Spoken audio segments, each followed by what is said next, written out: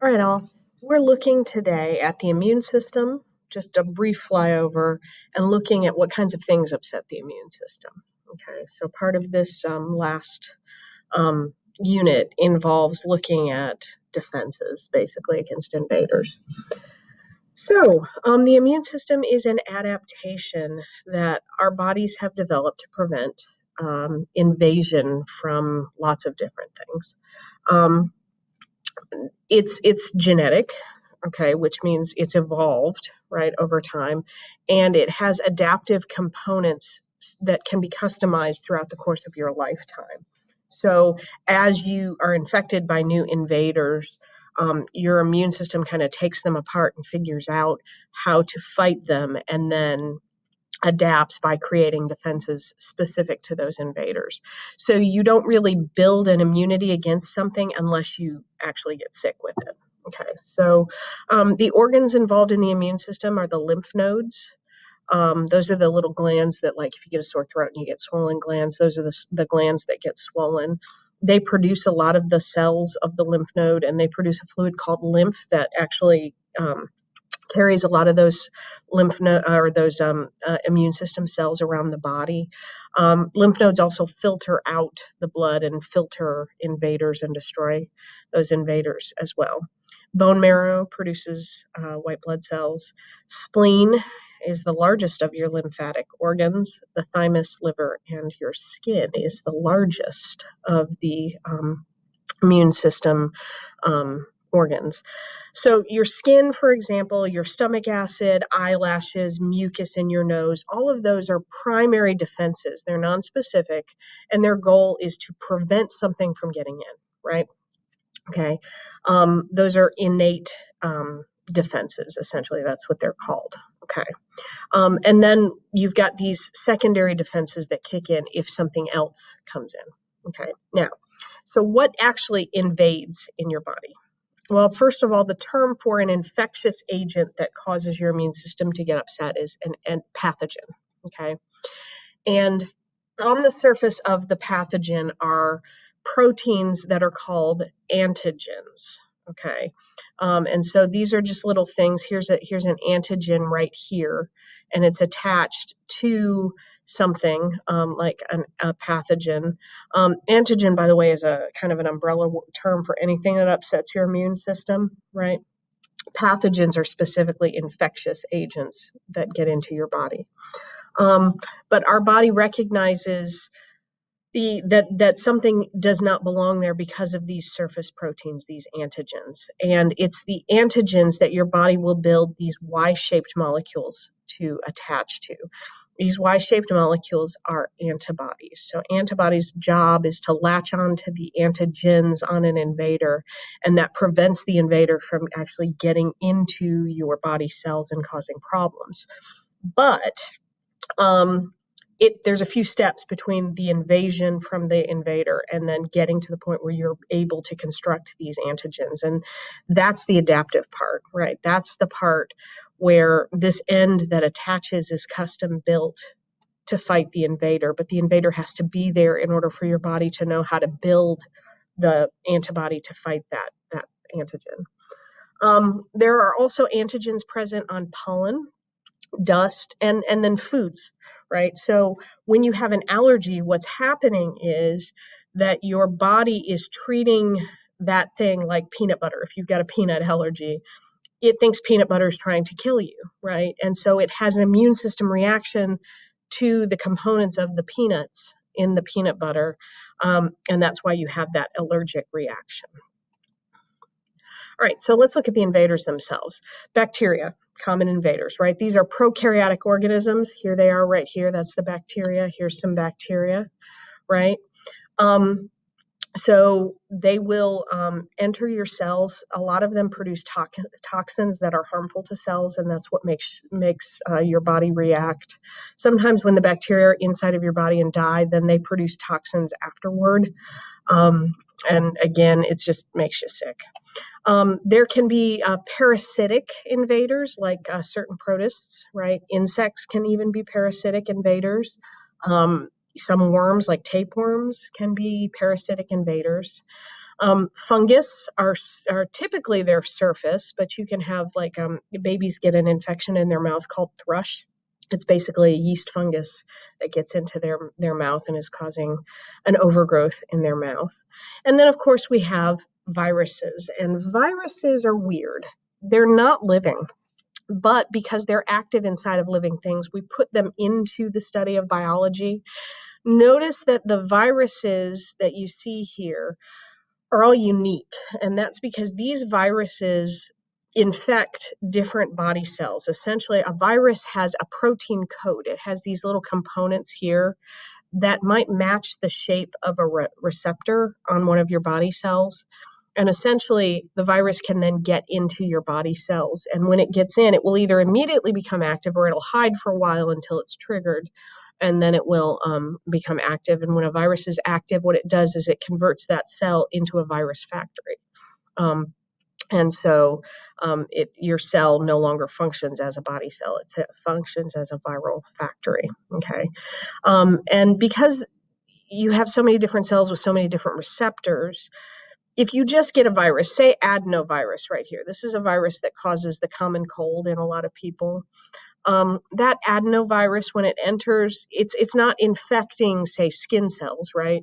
Because your skin cells don't have receptors that the adenovirus would match. It would infect cells in the back of your nose that have receptors that match it, right?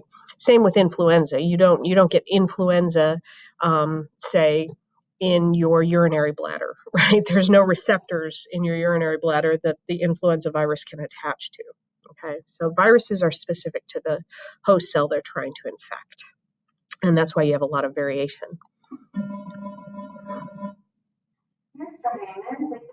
I'm just pausing. I'm sorry, they've been doing this all day. All right, so in terms of how to become immune to a virus or a bacteria or something like that, your body does something called active immunity, okay? So when you get sick, when an invader enters your body, it gets past those primary defenses, those innate defenses, right? The ones that are supposed to prevent the virus from getting in.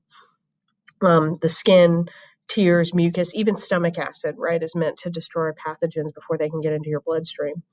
Your body starts fighting them, right? And during the fight, some of the cells that are fighting the virus will carry pieces of the virus or pieces of the bacteria back to a lymph node. And in those lymph nodes are B cells, and B cells produce antibodies. They custom build antibodies in order to fight that invader. This is what we call natural immunity.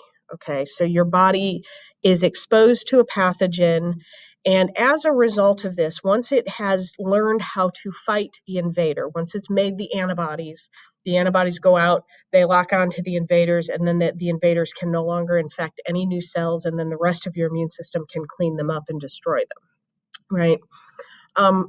You retain what we call memory cells, and memory cells are cells that are now specific B cells that are trained to make antibodies against that invader. So if the invader comes back into your system a second time, the memory cells immediately divide, start producing antibodies, and you don't have to go through a whole bunch of steps where maybe at first it's what we call cell mediated, where white blood cells come and try to fight, and your body's really struggling until you start building antibodies, and then it becomes humoral immunity, where you end up with the antibodies in your system that can fight the invader. There's steps to that, right? But the second time the invader comes in, it doesn't have to take those steps. You automatically activate humoral immunity. You automatically make antibodies against that particular invader.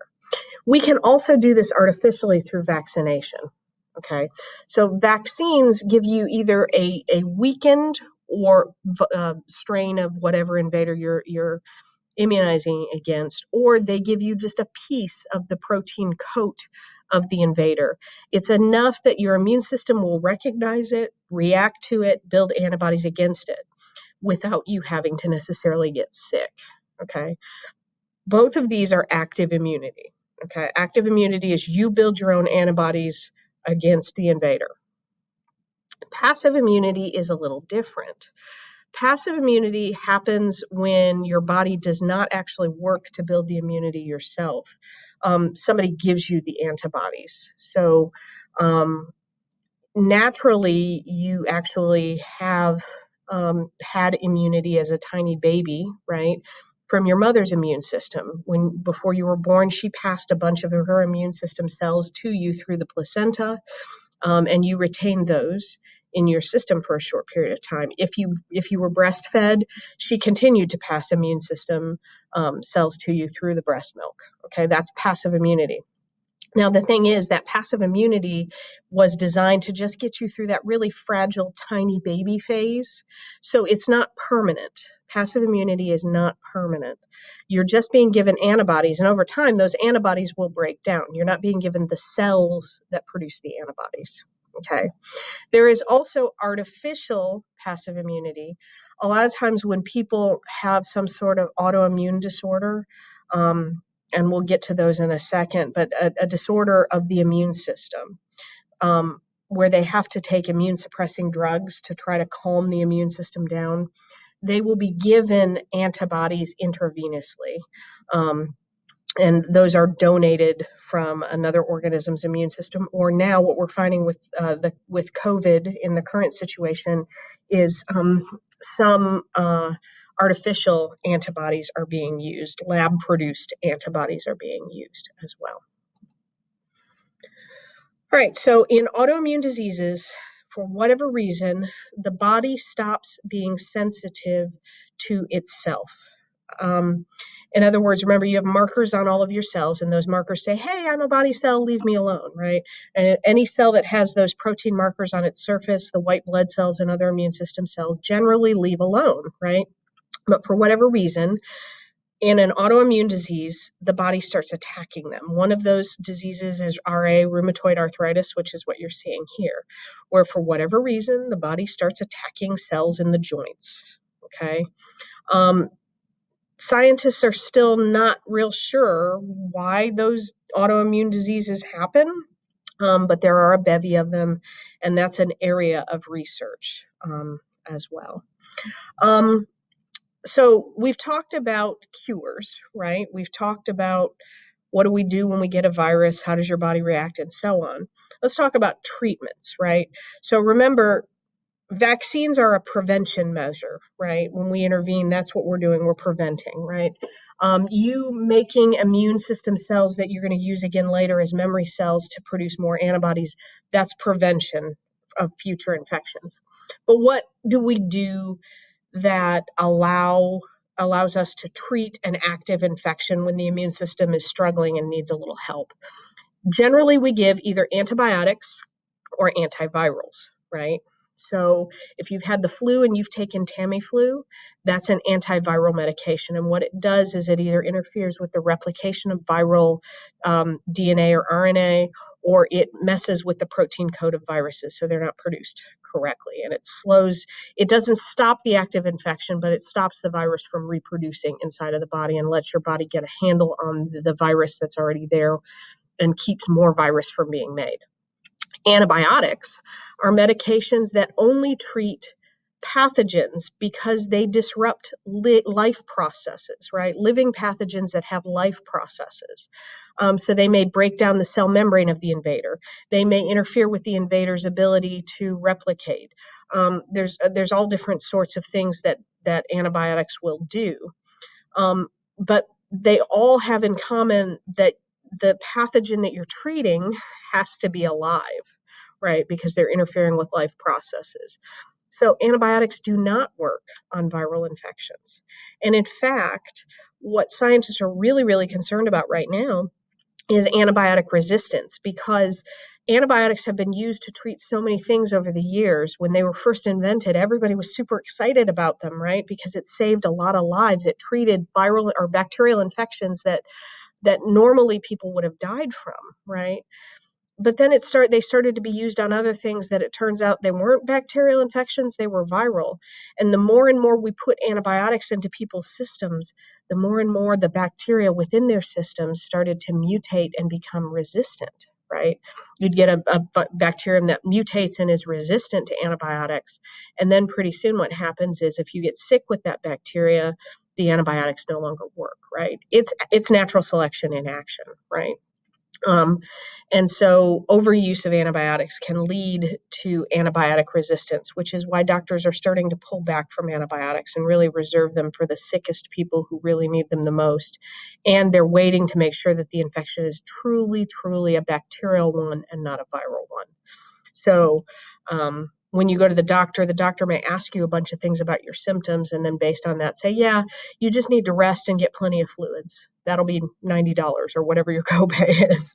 And you kind of get annoyed because you're like, hey, I'm sick. But in reality, the doctor's doing you a favor because you don't need to have an antibiotic resistant infection later on.